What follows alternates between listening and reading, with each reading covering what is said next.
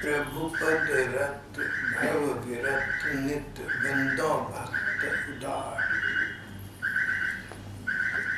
जीवंती नाम की गणिका का वृत्तांत। पद्म पुराण से एक छोटी सी कथा है जिसका भाव ये है कि नाम जप सबसे बड़ी बात है, उसमें लग जाना चाहिए। नाम जप से ऊपर कुछ नहीं है। यज्ञ, हवन,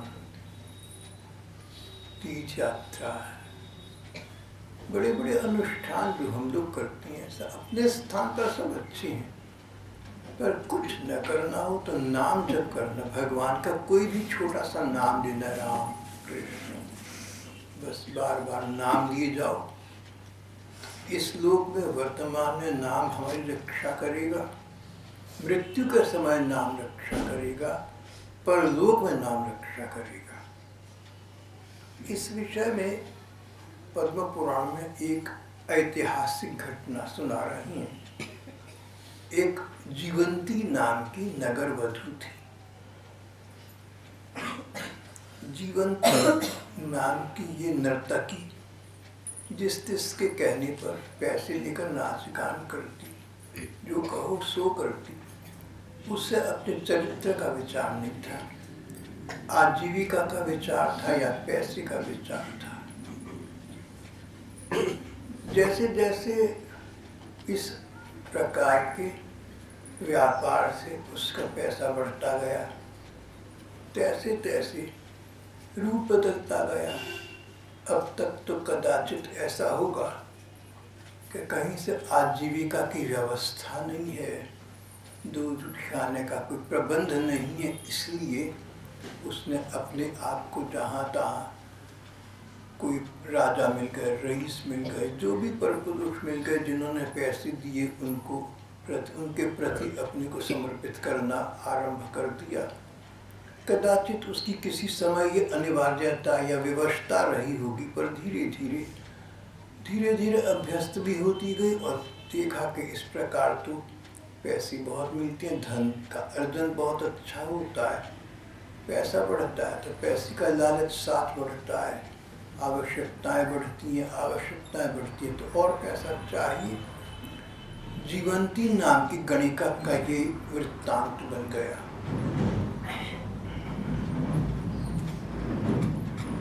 अब तो यहाँ तक नौबत आ गई कि जीवंती को न तो इस लोक में निंदा का भय रहा, समाज में उसका नाम अच्छा नहीं लिया जाता था, चरित्रहीन है, जहाँ तहाँ चली जाती है, कोई इसका सदाचार नहीं है, किसी प्रकार का धर्म नहीं है, धर्म से विच्युत है, धर्म से गिरी हुई है,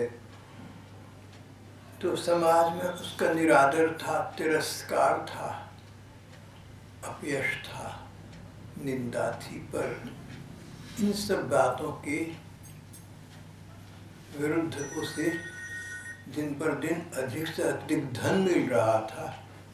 जानती थी कि जिसके पास धन होता है उसके दुर्गुण गुण बदल, उसके दुर्गुण को गुण माना जाता है। सर्वे गुणा कांचनम आश्रयन्ति, सारे गुणों का निवास पैसे में है। जिसके पास पैसा है उसके जिससे चाहो गुणगान करवा लो। और फिर दूसरी बात ये कि चलती का नाम गाड़ी है, नथिंग सक्सीड्स लाइक सक्सेस।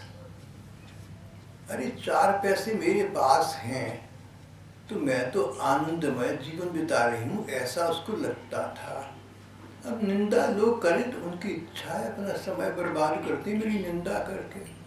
जो लोग मुझे चरित्रहीन मानते हैं, जो लोग मुझे बुरा समझते हैं, जो मुझे पतित समझते हैं, समझे जाए, उनकी समझ जैसी है वैसा समझेंगे, मुझे क्या लेना देना है। मैं तो पैसे में खेल रही हूँ, बड़े बड़े राजा, बड़े बड़े रईस मेरे चंगुल में फंसे रहते हैं भैया। साधारण लोगों की बातें हैं जो मेरे विषय में निंदा परक बात करती है। ये गुण मैंने आजकल के भारत के राजनेताओं में भी देखा है। इनके पास कुर्सी बनी रहे, सत्ता बनी रहे, तो इनकी कितनी भी निंदा हो जाए, कितनी बुराई हो जाए, कहीं कुछ छाप दो, कहीं कुछ लिख दो, इनको कुछ नहीं होता। बस इनको सत्ता चाहिए और जानते हैं कि सत्ता हमारे पास है, तो जो लोग बुरा बुरा कहते हैं, लिखते हैं, सामने आएंगे, सब हाथ जोड़ कर खड़े हो जाएंगे। सत्ता का मद ऐसा है।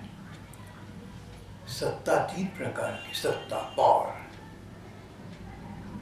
अंग्रेजी की कहावत पावर करप्ट्स में, सत्ता शक्ति व्यक्ति को बिगाड़ देती है। Power corrupts man and absolute power absolutely. तो कई देशों में ऐसी स्थिति है कि एब्सोल्यूट पावर मेरे हाथ में है, तो मुझे किसी से क्या लेना देना है। कोई चरित्र निंदा करे, कोई अपयश करे, कोई आलोचना करे तो करे जाए, उसके पास कर दे, को समय है तो क्यों नहीं करेगा। मेरे पास तो पैसा है, मेरे पास तो सत्ता है, मेरे पास तो शक्ति है, मेरे सामने जो लोग आएंगे सब झुक जाएंगे, जो मैं कहूँगा सो ही करेंगे। और ऐसा देश में होता भी है, हो रहा है। सत्ता 3 प्रकार की मानी गई, जिसका मद, जिसका अहंकार व्यक्ति को ना जाने पागल बना देता है। राजसत्ता,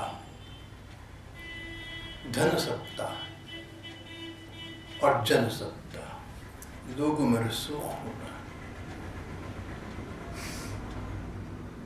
तो राजसत्ता और धन सत्ता के दुर्गुण तो सभी को पता है, लेकिन ऐसा देखा गया कि सत्ता जहाँ है बिगाड़ती है। जिन लोगों के पास जनसत्ता प्राप्त हो जाए, उनको भी एक प्रकार का गर्व कहो, गौरव कहो, एक प्रकार का ऐसा अपने विषय में विचार तो हो जाता है, इतने लोग हमारे साथ हैं, अब हमें किसी की क्या परवाह है। फिर उचित अनुचित का विचार नहीं रहता।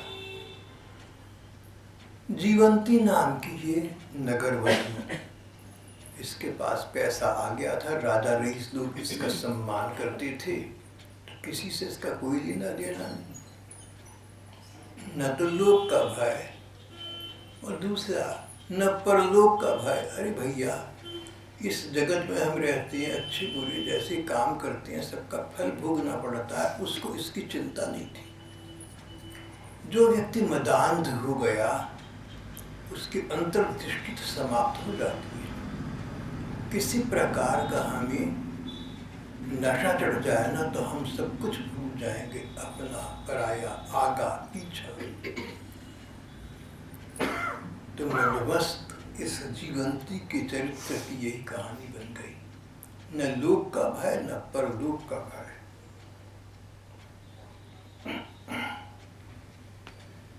एक बार अपनी गली से जीवंती ने देखा एक व्यक्ति तोते बेच रहा है। इसको एक तोता बहुत सुंदर लगा, तोते की बोली भी मीठी थी। इसने वो तोता खरीद लिया, उसको पाल लिया।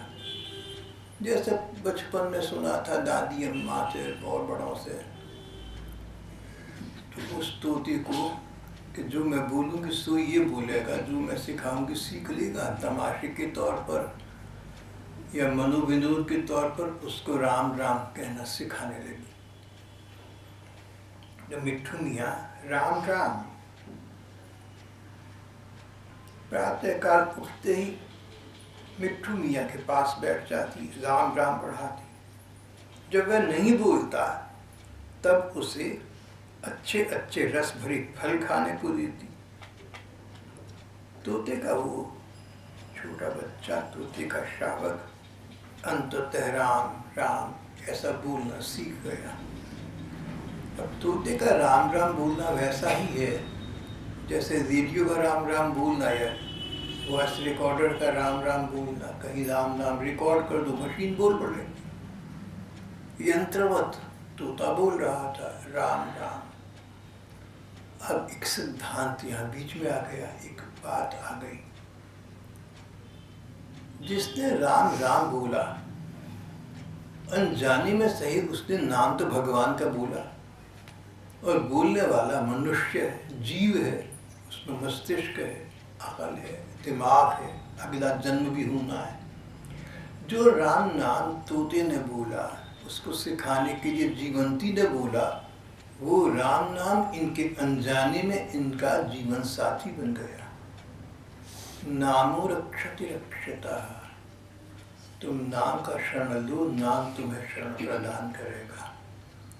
तुम नाम का आश्रय लो, तुम नाम का आश्रय लो, नाम तुम्हें आश्रय प्रदान करेगा। नाम भी भगवान का है। भगवान तो सर्वशक्तिमान है, तो नाम भी सर्वशक्तिमान हो गया। जीवंती तोते को सिखाने के लिए बार बार राम राम राम राम बड़े प्यार से बोलती, बड़ा मीठा मीठा बोलती। और जब तोते ने राम राम बोलना सीख लिया तो उसकी नकल करके राम राम बोला करती। कहीं आती जाती तोता कहता राम राम, तो ये भी कहते राम राम। इसको गोद में बिठा लेती, इसको लड़ाती, प्यार करती, फिर कहती तो बोल राम राम, तो वो कहता राम राम, तो कहते राम राम। अब उसको ये शौक पड़ गया, अभ्यास हो गया, हॉबी बन गई, उसकी अभिरुचि बन गई कि राम राम करना है।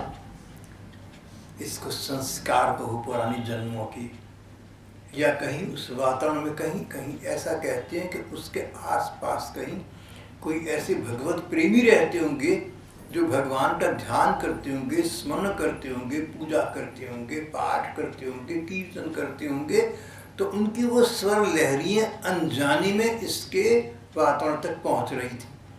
जैसे थोड़ी दूरी पर कोई गंदी अच्छी चीज़ पड़ी तो वहाँ से हवा का झोंका आपके घर तक आ जाए, आप देख रहे कहाँ क्या है पता नहीं लगा, लेकिन महक तो आ गई। राम नाम का प्रभाव दूर दूर तक जाता है। तो ये कहो कि इसके वातावरण में कहीं कोई भगवत भक्त थे, कोई प्रेमी थे, जिनका इसे अनायास बिना इच्छा के, बिना प्रयत्न के लाभ मिल रहा था। या ये कहो कि पिछले जन्मों के अच्छे संस्कार थे जिनको लेकर जीवन में आई थी, या कुछ और कह लूँ, या कहो कि सारी बातें मिल गई। भगवान जाने क्या हुआ, लेकिन इतिहास ये है कि वो मुँह से राम राम राम राम कहने लगी, और राम राम कहने में उसको सुख मिलने लगा। अब तो राम राम कहना उसका तकिया कलाम बन गया, उसकी आदत में आ गया। जैसे कई शब्द कई लोग अचानक आदतन बोलते हैं जिनका कोई अर्थ नहीं होता। कई लोग कहते हैं उसका क्या नाम है, ये कहकर बात शुरू कर देते हैं। आज मैं एक व्यक्ति को मिलने गया, वहाँ पर बाजार से गुजरे, उसका क्या नाम है, फिर मैंने आगे निकल गया। मैंने कई लोगों को ये कहते थे उसका क्या नाम है, उनको आदत है फिक्रा बोलने की। ऐसे कई शब्द हम निरर्थक बीच में भूल जाते हैं। देखो उस गणिका के भाग्य मानो खुल गए, उसके अनजाने में उसके भाग्य पट खुल गए। राम राम राम राम।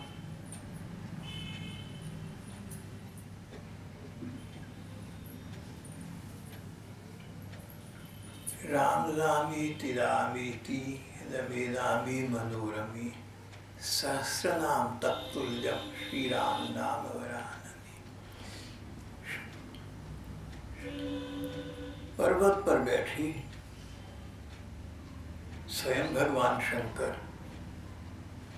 जगत जननी भगवती पार्वती से कह रही हैं कि पार्वती राम राम राम। भगवान का दिया गया ये नाम तरन तारन है, सर्वोत्तम है, सरल है, सुगम है, और 100 नाम लेने के मानो बराबर है। भाव ये नहीं कि नामों में अंतर है। जो नाम हम चाव से बोलते हैं, प्रसन्नता से बोलते हैं, प्यार से बोलते हैं, मन डुबोकर बोलते हैं, उस नाम की महिमा, उस नाम का महत्व तो इतना बढ़ जाता है।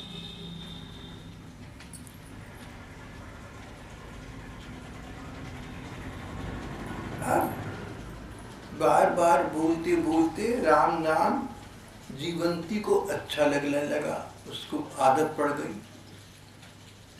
और जब उसे समय मिलता तोते के पास आकर बैठ जाती, और तो उसका कोई साथी था नहीं। जो साथी थे राजा रईस लोग आते थे, वो तो थोड़ी थोड़ी देर के हुआ करते थे। कोई जीवन साथी तो संसार में भी नहीं था उसका, लेकिन परलोक में जीवन साथी उसको मिल गया, राम का नाम। तोते के पास आकर बैठ जाती, उस तोते को लाड़ लड़ाती, ऐसे प्यार करती मानो उसका छोटा बच्चा हो, और उसके साथ राम राम का उच्चारण करने लगती। इस प्रकार समय तो व्यतीत हो गया, और एक दिन उस जीवंती नाम की गणिका का राम राम कहते हुए अंतिम समय आ गया, प्राण त्याग दिए। तो कथा कहती है कि अब तक तो उसका जीवन ऐसा रहा था पापमय, इसलिए भयंकर यमदूत उसे लेने आई, लेकिन उसी समय जैसे अजामिल के साथ हुआ था कुछ ऐसा हुआ, भगवान विष्णु के दूत भी आ गए। साधारण लोगों के लेने के लिए यमदूत तो आया करते हैं, विष्णु दूत तो बहुत कम कहीं आते हैं, लेकिन यमदूतों ने आश्चर्य में कहा कि विष्णु दूत तो तुम्हारा कैसे आना हुआ इस पापन के पास? बोले ऐसा मत करो, पापन मत कहो इसे, ये तो राम राम करती थी, राम के नाम का इसने आश्रय लिया, संसार से जाते समय इसके मुंह से राम राम निकल रहा था, इसको तुम पापन क्यों कहती हो? ये तो पुण्यात्मा है, ये तो धर्मात्मा है।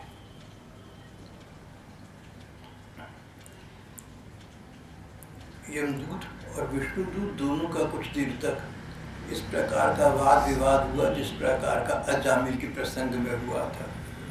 यमदूतों की बात समझ में ना आया कि राम राम करने से सारे पाप धुल गए, और विष्णुदूत कहे हाँ पाप तो सब समाप्त हो गए, नाम की ऐसी शक्ति है।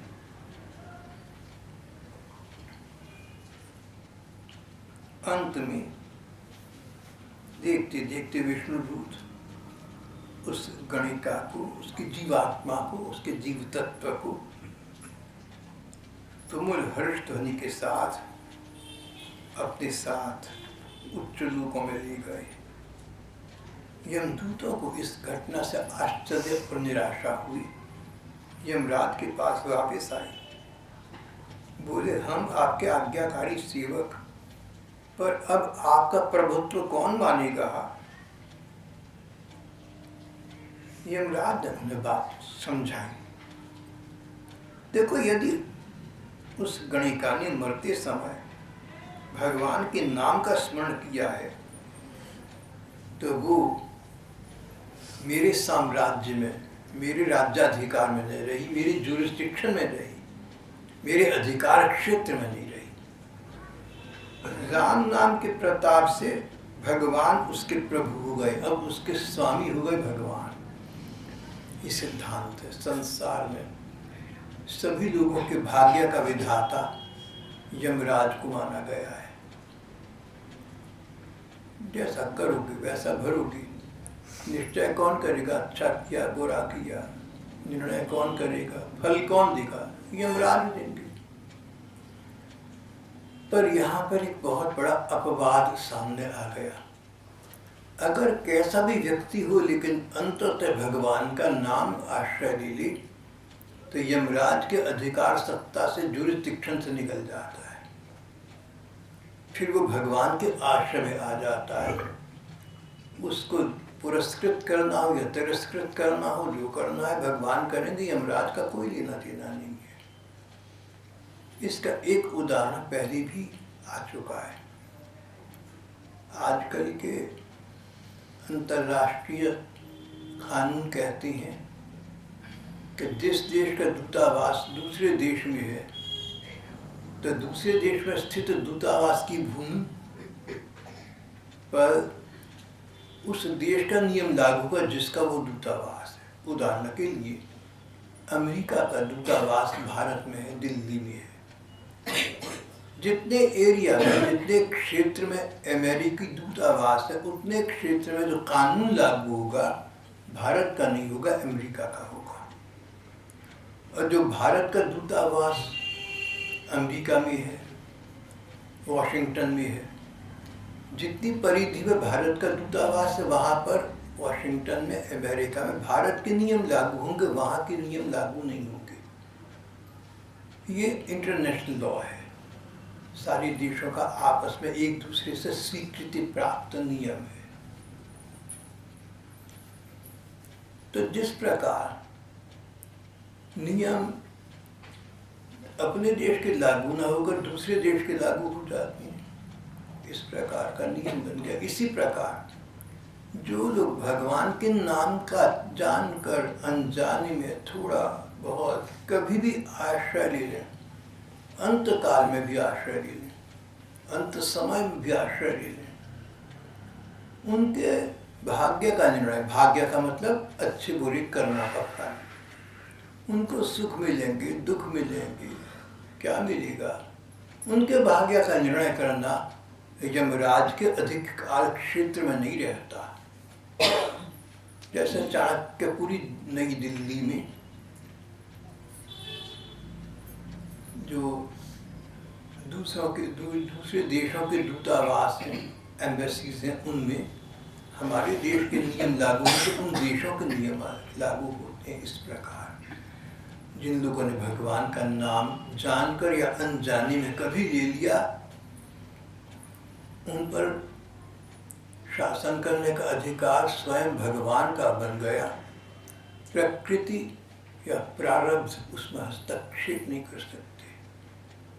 धर्म ग्रंथ कहते हैं कि इसलिए जब भी तुम्हें ये बोध हो कि भगवान के नाम लेने की इतनी महिमा है, कुछ करना तो है ही नहीं, इसमें जो है कोई पैसे का प्रश्न नहीं है, रुपया पैसा नहीं लगाना, कोई शारीरिक शक्ति की आवश्यकता, ना तो कोई मेहनत है, ना कोई पैसा लगता है, ना कुछ करना है, सरल काम, बस नाम लेना है भगवान का, राम राम राम राम हरि हरि कृष्ण कृष्ण हरि हरि, कोई भी नाम जो अच्छा लगे भगवान का लेना है।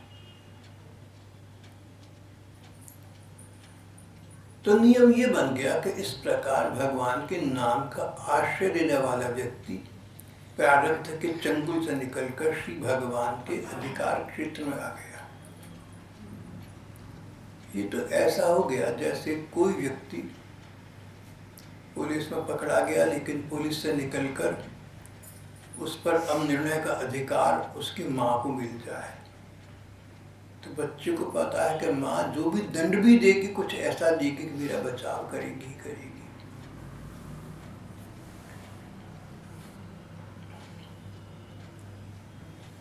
यमराज ने कहा, मेरे दूतों, यदि मरते समय उसने राम इन दो अक्षरों को उच्चारण किया है तो मेरे द्वारा दंड पाने योग्य तो वो नहीं रही, उस पर मेरा अधिकार ही नहीं रहा। अब तो भगवान के अधिकार में आ गया, भगवान मेरे भी स्वामी हैं। राम नाम के प्रताप से भगवान उसके अच्छा बुरा करने के निर्णायक हो गए, उसके भाग्य विधाता हो गए। हमारे अधिकार क्षेत्र में वो नहीं आती। दूता यदि स्मरन्तौ तौ राम नामाक्षरद्वयं तदा न मे दंडनीयौ तयोर्नारायण प्रभु। अगर उन्होंने राम इन दो अक्षरों का स्मरण किया है तो मेरे द्वारा दंडनीय वो नहीं रहे, मेरे अधिकार क्षेत्र में नहीं रहे। तयोर्नारायण प्रभु, उनके प्रभु, उन पर प्रभुत्व करने के लिए, उन पर शासन करने के लिए अधिकार केवल मात्र भगवान का हो गया। संसार में ऐसा कोई पाप नहीं है जिसका भगवान के नाम स्मरण से नाश न होता हो। जो लोग प्रतिदिन भक्तिपूर्वक भगवान के नाम लेते हैं, कोई सा नाम, गोविंद, केशव, हरि, जगदीश, विष्णु, नारायण, माधव, किसी भी नाम का भक्तिपूर्वक लगातार उच्चारण करती हैं और जो भगवान से प्रार्थना करते, हे कृष्ण, हे लक्ष्मीपति, आप हम लोगों को अपना दास बना लीजिए, फिर इन लोगों को तो कहना ही क्या है। अनजान में लिया गया नाम व्यक्ति की रक्षा करता है, उसके ऊपर भगवान का शासन लागू होता है। तो जो लोग प्रेम पूर्वक मन लगाकर भगवान के नाम लेते हैं और भगवान से प्रार्थना करते हैं, ठाकुर बुरे जो हम भले बुरे सो तेरे। पता नहीं हम भले हैं बुरे हैं, अपना हमें क्या पता, हम अपने को क्या जाने, जो हम भले बुरे सो तेरे।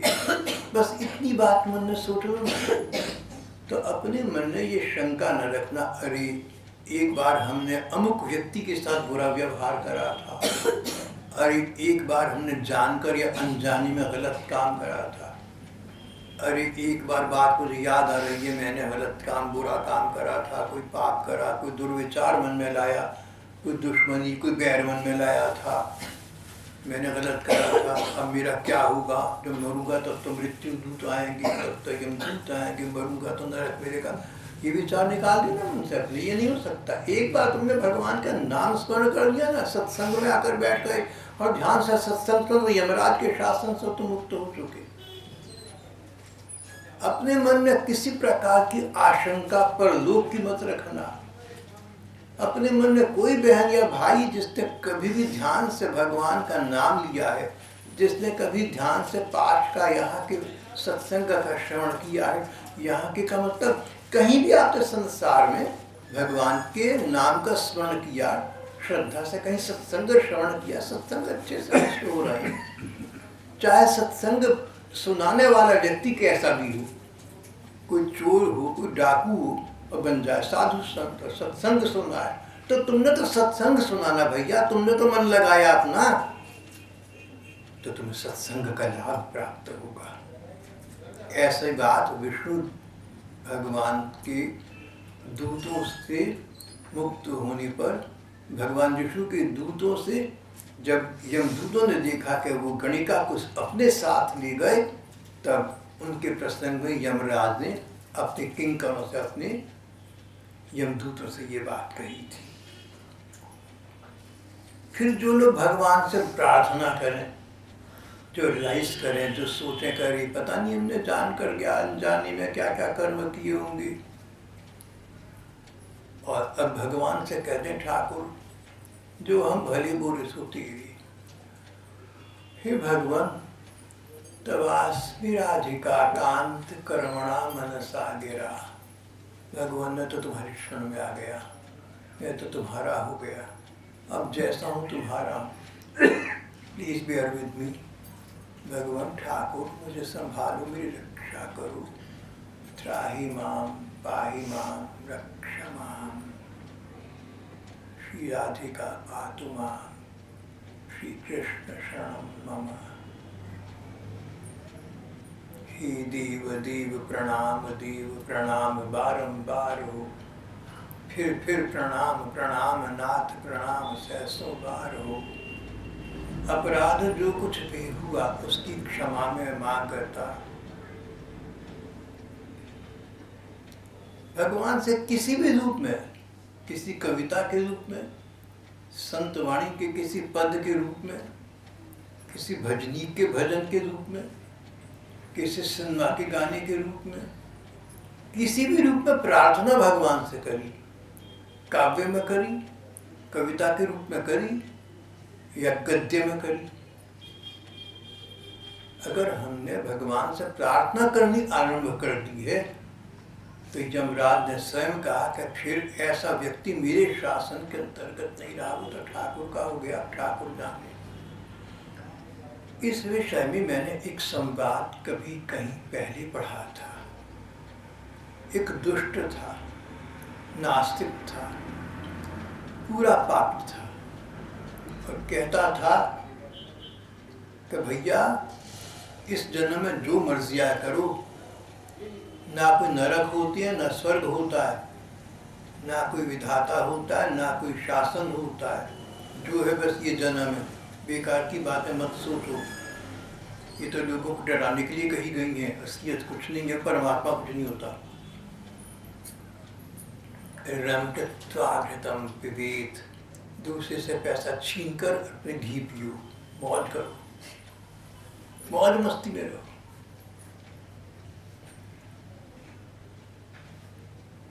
इस प्रकार कहने और करने वाला व्यक्ति अंततः भगवान का नाम का आश्रय भी तो उनका हो जाता है। एक इस प्रकार का पापात्मा, इस प्रकार का एक दुरात्मा रहता था एक स्थान पर, जहाँ पास में एक उच्च कोटि के भगवत प्रेमी महात्मा रहते थे। अब महात्मा तो भगवत प्रेमी, जीव मात्र के हित चिंतक, और वो दुष्ट किसी का भी हित चिंतक नहीं, स्वार्थ सिद्धि के सिद्धांत जानता था और कुछ जानता नहीं था, परवाह नहीं करता था। कहते हैं जब उस दुष्ट की मृत्यु हुई तो दो भयंकर दाढ़ वाले यमदूत उसे आए पकड़ने, और यम पाश में अपनी पाश में उन्होंने उसकी जीवात्मा को दबोच लिया।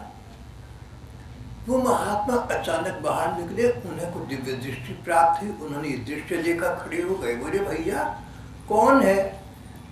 भाई उनको नहीं पता कौन है, उनको तो ये दिखा कि यमदूत किसी पापी की आत्मा को पकड़कर नरक में ले जाने वाली है। भैया कौन है? उन्होंने कहा आपका, वो कहने वाले थे आपका निंदक, सदा आपकी बुराई करने वाला, इसको हम नरक में डालेंगे। भैया कौन है? बोले आपका। बोले मेरा?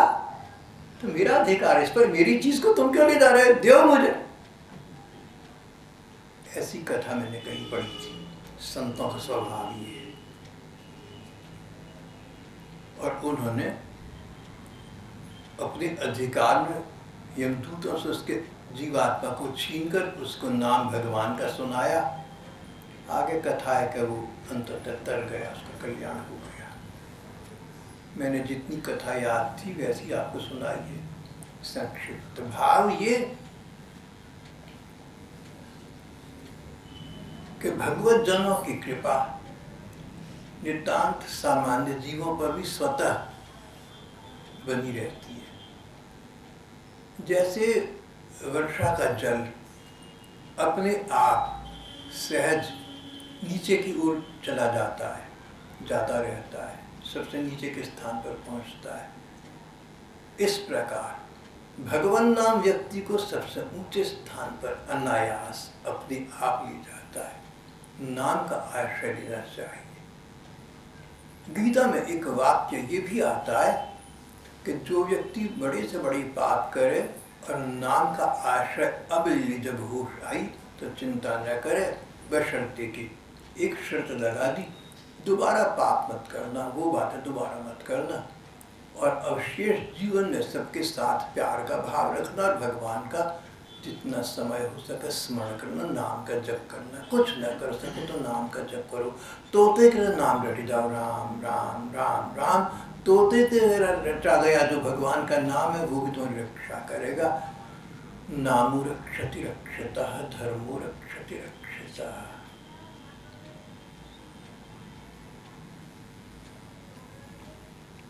यमराज ने अपने दूतों से कहा, इस प्रकार भगवान का जो लोग बार बार स्मरण करते हैं, प्रीतिपूर्वक करते हैं, उनको तो मैं प्रणाम करता हूं। सच कहूं मैं तो उनके अधीन हो जाता हूं। जो लोग एकादशी का व्रत करते हैं, विष्णु चरणामृत को, भगवान के चरण को मस्तक पर धारण करते हैं, जो लोग खाने पीने पहले भगवान का भोग लगाते हैं, और जो लोग माता पिता को पूजने वाले, माता पिता का आदर करने की, हमारे धर्म ग्रंथों में बहुत महिमा कही है। अपने बड़ों का आदर करना, अपने माता पिता का आदर करना। बड़ी उम्र के माता पिता हो जाए तो अपेक्षित अपने को न समझें, उनको ये न लगे कि भैया अब उनकी संसार में, परिवार में आवश्यकता न रही, बच्चे बड़े हो गए, पैसे कमाने लगे, हमें पूछ तो नहीं है। ये स्थिति नहीं होनी चाहिए। माता पिता की तो मानो ऐसा पूजा करो जैसे भगवान की। एक पुरानी भाषा, ये डिश में कहावत है, अगर तुम भगवान को देखना चाहते हो तो माँ का चेहरा देख लो। If you want to see the face of God, look at your mother. इतनी महिमा हमारे धर्म ग्रंथ में तो माता पिता की बहुत महिमा कही है। वेदवाणी आती है, मातृदेवो भव पितृदेवो भव। माँ भगवान का रूप है, पिता भगवान का रूप है, उनकी उपेक्षा मत करना, उनका तिरस्कार मत करना। माता पिता के पूजा करने वाली दीन दुखियों के हृदय को सांत्वना और सुख देने वाली, दूसरे के धन को विष के जहर के समान समझने वाली, बेकार व्यक्ति को जीविका देने वाली, इस प्रकार के जो लोग हैं, यमराज ने कहा उनके मैं अधीन हूं, मैं तो उनको प्रणाम करता हूँ। ऐसे लोगों के लिए नरक नहीं है, ऐसे लोगों के लिए स्वर्ग और उच्च लोक है। वेदों में एक उक्ति आती है, सर्ववेदाधि कामोवै। भगवान नाम, भगवान का नाम वेद से भी अधिक महत्वपूर्ण है। राम मंत्र सब मंत्रों से अधिक महत्व का है। राम नाम का पूरा प्रभाव केवल भगवान शंकर जानते हैं। पर देखो, प्रभाव जानो या ना जानो, इतना समझ दो कि राम नाम से तुम सारे पाप तापों से मुक्त हो सकते हो और स्वयं राम जी के चरणों तक पहुंच सकते हो। राम नाम के चरण में कोई श्रम नहीं होता, शुद्धि का विचार नहीं है। इतना जानने के बावजूद भगवान के नाम का स्मरण न करें, क्या करें? अगर इतना पता लग गया कि नाम में इतनी शक्ति है, फिर भी नाम न लें, फिर न काहे ते हो ही दुखारी। जो लोग फिर भी भगवान का नाम नहीं लेते, वो बेचारे दुखी होकर ही घूमेंगे। क्यों नहीं घूमेंगे जब जानते बूझते औसत को छोड़ रहे हैं? राम नाम का जप करना चाहिए। मृत्यु काले द्विज श्रेष्ठ रामेति नाम यः स्मरेत। जो व्यक्ति मृत्यु काल पर भगवान के नाम का स्मरण करता है, स पापात्मा पे परमम मोक्षमाप्नोति जयमिनी। वो पापात्मा होने पर भी, बहुत बड़ा पापी होने पर भी मोक्ष को प्राप्त होता है, मुक्ति को प्राप्त होता है, जन्म कर्म के बंधन छूट जाता है, भगवान को प्राप्त कर लेता है। इसलिए विवेकवान व्यक्ति को सदा राम नाम का स्मरण करना चाहिए। इस पर समीक्षा करते हुए पद्म पुराण के प्रणेता भगवान व्यासदेव जी महाराज, सुखदेव जी के पिता और गुरु व्यास जी कहते हैं, जिस समय मनुष्य भगवान के नाम का स्मरण नहीं करता, उसका वह समय तो व्यर्थ जा रहा है। मैं तुमसे सत्य कहता हूँ, सत्यम सत्यम पुनः सत्यम, 3 बार दोहराता हूँ अपनी बात पर बल देने के लिए। राम नाम स्मरण करने वाले व्यक्ति को कभी विषाद की प्राप्ति होती नहीं, अंततः उसको सुख मिलता ही है। भैया राम नाम का आश्रय। इस प्रकार का संदेश देकर नगर वधु का वृत्तांत पद्म पुराण में समाप्त हो जाता है।